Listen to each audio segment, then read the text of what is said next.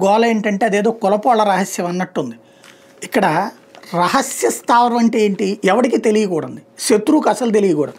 పేపర్లో హెడ్డింగ్లోను పేపర్లో ఇట్ట వార్తలు పెడితే అది రహస్య స్థావరం అవుతుందా? మరి అదేందో విచిత్రమైనటువంటి, మరి సైన్యం తప్పు చేసిందా లేకపోతే మీడియా తప్పు చేసిందో తెలియలేదు.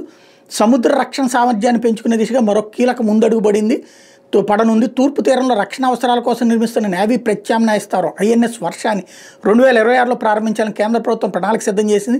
ఇది పూర్తిగా వ్యూహాత్మక స్థావరం. ఆంధ్రప్రదేశ్లోని విశాఖపట్నానికి 50 కిలోమీటర్ల దూరాన అనకాపల్లి జిల్లాలోని రాంబిల్లిలో సముద్ర తీరాన్ని అనుకుని దీన్ని నిర్మిస్తున్నారు. ఈ ప్రాజెక్టు కోసం కేంద్ర ప్రభుత్వం 670 హెక్టార్ల అటవీ భూమిని కేటాయించింది. రాష్ట్ర ప్రభుత్వం కూడా అవసరమైన సహకారం అందిస్తోంది. దీని తొలి దశ నిర్మాణం 2022 నాటికి, మలి దశ నిర్మాణం 2025 నాటికి పూర్తి కావాల్సి ఉంది. కానీ కోవిడ్ వంటి కారణాల వల్ల ఆలస్యమైంది. ఇప్పుడు తొలి దశ నిర్మాణం పూర్తిగా వచ్చింది. రాంబిల్లికి సమీపాన అంటే 20 కిలోమీటర్ల దూరంలోనే అచ్యుతాపురంలో బాబా ఆటమిక్ రీసెర్చ్ సెంటర్ బార్క్ ఉంది. ఐఎన్ఎస్ వర్షాకు అవసరమైన సహకారం అంతా అక్కడి నుంచి అందుతుంది. బార్కుకు అచ్యుతాపురంలో 2200 ఎకరాలు కేటాయించారు. అంటే ఇక్కడ భవిష్యత్తులో ఏ స్థాయిలో కార్యకలాపాలు జరగబోతున్నాయో ఊహించుకోవచ్చు. రాంబిల్లి స్థావరంలో అణుజాలాంతర్గాముల నిర్మాణం కాకుండా మరమ్మతుల నిర్వహణ వంటి అన్ని ఏర్పాట్లు ఉన్నాయి.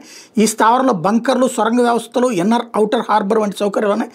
హై సెక్యూరిటీతో ఏర్పాటు చేస్తున్న వ్యూహాత్మక స్థావరం బంగాళాఖాతం, హిందూ మహాసముద్ర ప్రాంతంలోని జలాల్లో నిఘాను పెంచబోతోంది. ముఖ్యంగా హిందూ మహాసముద్ర ప్రాంతంలో చైనా చర్యల మీద నిఘా పెట్టేందుకు ఇది ఎంతగానో ఉపయోగపడుతుంది.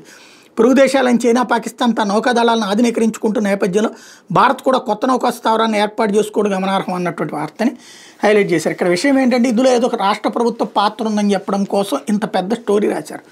ఇది సైన్యానికి సంబంధించినటువంటి సీక్రెట్ వ్యవహారం.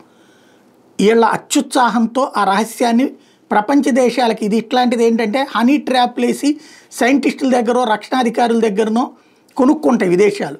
చక్కగా వీళ్ళు పేపర్లో పెట్టి రాసి అదేదో అంటారు కదా, పళ్ళెల్లో పెట్టి ఎదురు ఉన్నటువంటి శత్రువులకి చూపించేశారు మన అడ్రస్ ఎక్కడే ఉందనేది.